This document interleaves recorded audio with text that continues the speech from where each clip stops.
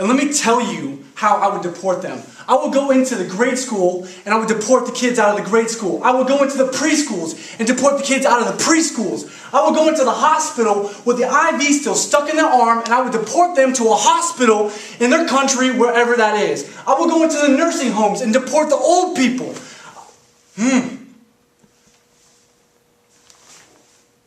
I would go into the homes and I would deport the Spanish moms who were watching those Spanish soaps. I would go into the jobs and deport the dads. I would put them in a van and I would drive them down to wherever they came from. That's fair. I don't understand why people are trying to tell us illegal immigration is legal and right. What part of illegal don't we understand?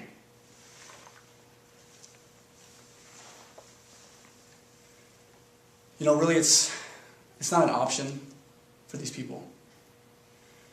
They're watching their kids go hungry. They're watching their kids have to miss school and work in fields. And they will do anything. They will overcome any obstacle to get to America, to find work, and provide for their families.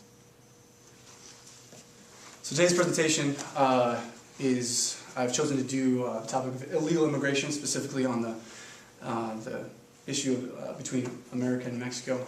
And it is a topic that carries with it a lot of emotion, a lot of feelings. I think any American has an opinion on the matter. There's a lot of fear wrapped up on that. You look at the violence down on the border, and it evokes fear. We look at the strain on our economy, the healthcare system, just the money we're paying to support people who are illegal. And then you have the other side where, you know, there's a lot of decent people coming across, and so there's this character deformation and stuff, and so there's this real tension. There's a lot of emotion with it. And so today I'm going to be using a documentary called Crossing Arizona. There's another documentary called What Does It Mean to Be Illegal? And then some responses to some blog posts I saw. And I want to convey two sides of the story. One, I'm really choosing one man to represent the feelings against illegal immigration. And then I want to look at four different people. One, the person who's actually crossed illegally.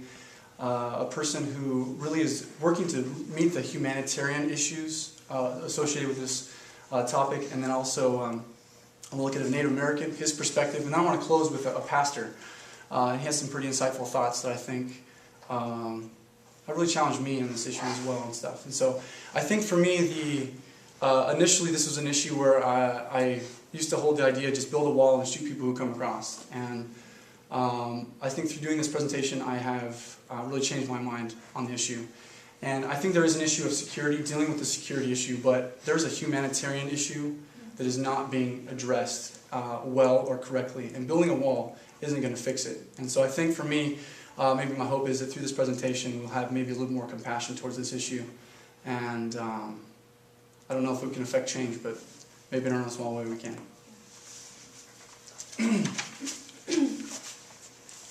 I arrived in Pasadena, California from San Miguel, El Salvador.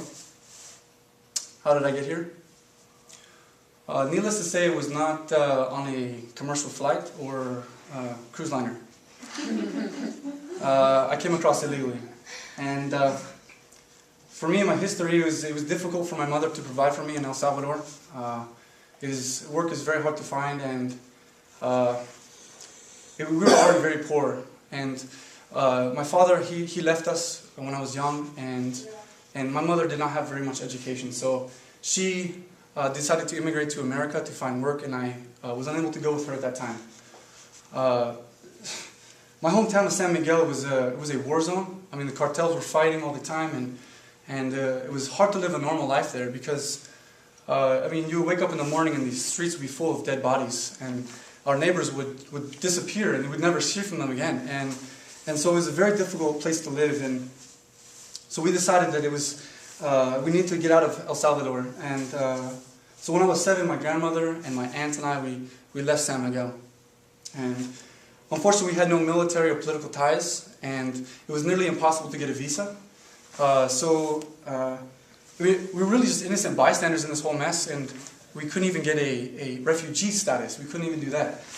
And that's even though like bullets were flying over my head when I was going through school and stuff. So Sadly, I mean, everybody had the same story. You know, children were being kidnapped. My fathers were being killed by death squads. Entire villages were being murdered. And everybody was so afraid. So my relatives, they hired a coyote to smuggle us into California. It was $4,000 for each of us. And it was terrifying because you don't know what's going to happen to you. You don't know if you were going to even make it. Well, put yourself in my shoes. Do you decide to live in a war-torn country? Just waiting to have your neighborhood ambushed? Or do you go for the land of milk and honey? Do you go to America? We're standing here in Tombstone, Arizona. And I could take you to places right now that would absolutely disgust you. I mean, just outside of town, there are trails where illegals walk through here on a daily basis. And we're 40 miles north of the border. I mean, literally, I will take you to places that would absolutely disgust you.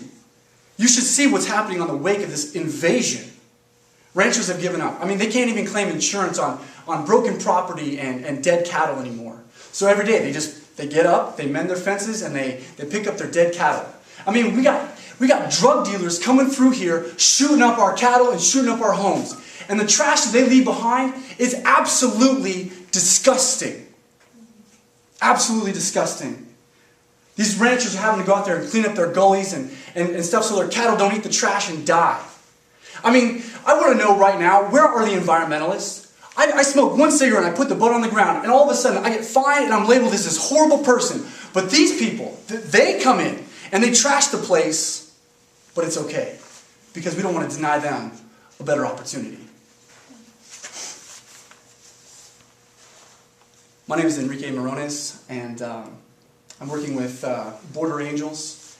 And in my experience, I found that there's two reasons why people will immigrate from Latin America, which is where half of immigrants come from, undocumented immigrants come from.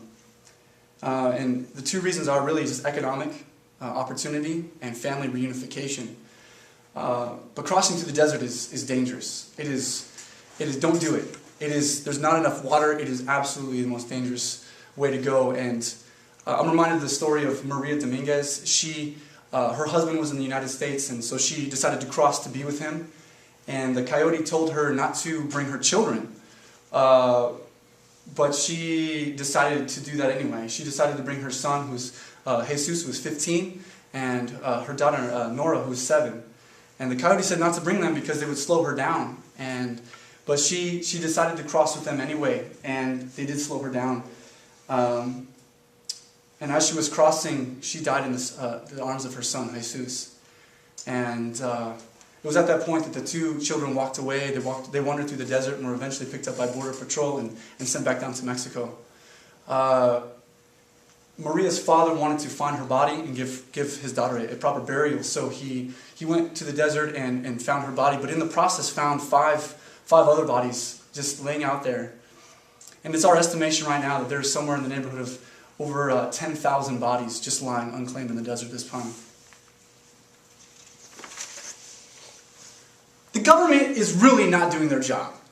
Every single American should drive down here and tell the federal government enough is enough. All we need to do is come down here and create a line of deterrence saying no mas, no mas. Last year, I will give credit to the Border Patrol. Last year they were catching about a quarter of these illegals. This year they're catching about a third.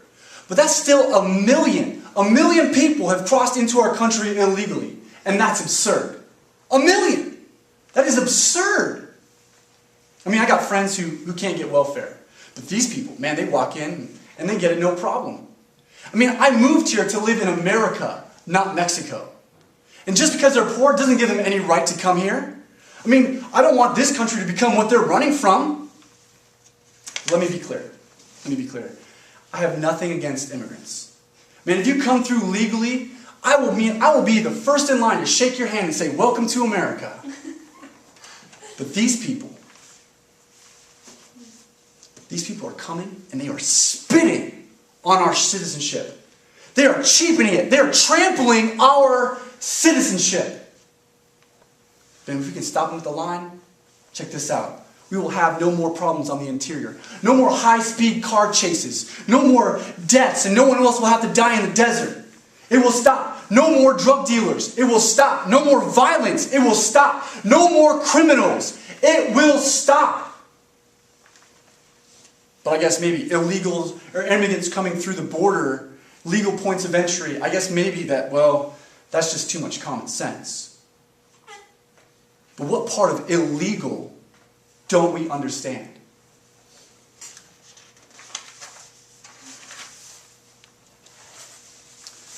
I've been sheriff down here for a while now, and on the past 3 years, I probably have personally recovered about 60 bodies on the Arizona-Mexican border. And, well, recover a body it's not like the movies. You know, in the movies, they just look like they're sleeping. But you don't smell the blood, and you don't smell the urine. And, you know, when you recover these bodies, oftentimes they've been out there for like 2 or 3 months. So they've already been decomposing, and they're bloated. And it's like when you reach down to lift them up, like you reach the arm, it just comes off like a leg of chicken. And I mean, that's about as just blunt as I can put it. You never get used to recovering bodies. And like just even last month, like just a little bit west of here, there was recovered a body of a 28-year-old woman. She was 8 months pregnant, and she couldn't keep up, so the coyote left her, and that still bothers me.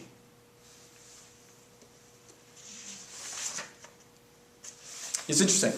You know, like white people, man, they've been migrating here since 1491. I mean, they're still coming here. I mean, who are they to make laws for anybody else coming here? Really. I mean, especially the brown people, the indigenous people who are on this side of the world. I mean, as far as borders go, they're just imaginary lines on Mother Earth. And like territorial rights, man, that should be depending on people and their concern for one another. But they got these immigration laws to keep our brothers and sisters separated.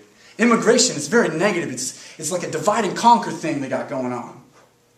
You should be helping people. You should be helping people the way the natives helped the white people when they got here. We should be saying to ourselves, man, we should be lending a helping hand. We should say, yeah, come on in. We got room here. Man, this is a land of opportunity. This is a land of freedom. Come on in. We'll help you out. That's what you should be doing. It's about helping each other and making this world the way it should be. I don't understand what part of illegal immigration what part of illegal immigration don't we understand? I don't understand why they're trying to tell us illegal immigration is both legal and right. Do we not understand illegal immigration is still illegal?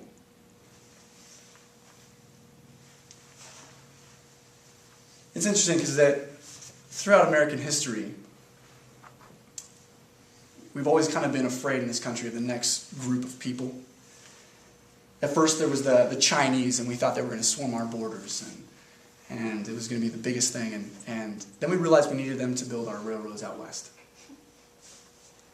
And then it was the Irish, those subhuman Irish, who were going to come in and they were going to destroy our civilization by making the Pope the ruler of America and undermining Protestant Christianity. And then it was the Italians. And now it's the Mexicans.